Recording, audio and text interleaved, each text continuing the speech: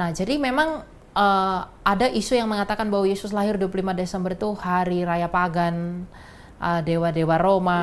Nah, dewa matahari itu yang paling sering dibawa. Perayaan dewa matahari, Mitras dewa matahari itu baru ada pada tahun sekitar 250-an. Jadi itu sudah ini ya. Natal duluan. Iya. Nah, kan naskah Didaskalia Koptik itu tahun 160-an. Sedangkan dewa matahari itu baru diperkenalkan, itu dirayakan itu tahun 250-an. Jadi kita dulu yang sebenarnya. Jadi kita dulu yang merayakan Natal. Ya, dan kalau kita mau membuktikan dari Alkitab, perayaan Natal itu juga bisa.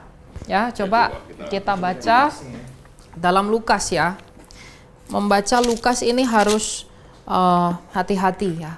Lukas 1, ini Injil Lukas ini adalah Injil yang ditulis oleh Lukas kepada Theophilus yang mulia.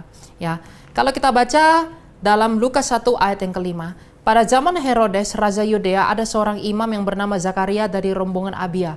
Rombongan Abia ini di dalam keimamatan Yahudi itu rombongan ke-8.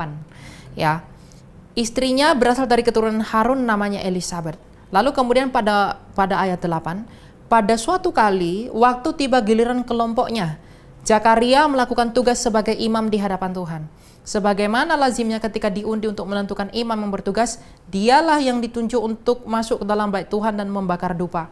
Pada waktu pembakaran dupa, seluruh umat berkumpul di luar bersembayang. Berarti dia sedang melakukan pembakaran dupa. Berarti Zakaria ini sedang melakukan perayaan apa? Dalam orang Yahudi disebut dengan perayaan Hari Raya Pendamaian.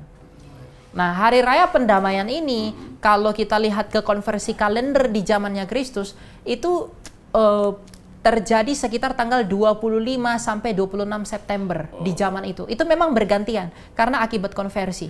Tapi di tahunnya itu sekitar tanggal 25 September. Karena beberapa tahun lalu juga pernah jatuh di tanggal 25 September. Jadi di bulan September perayaan Hari Raya Pendamaian ini jatuh. Berarti Zakaria sedang melakukan tugasnya itu pada bulan September.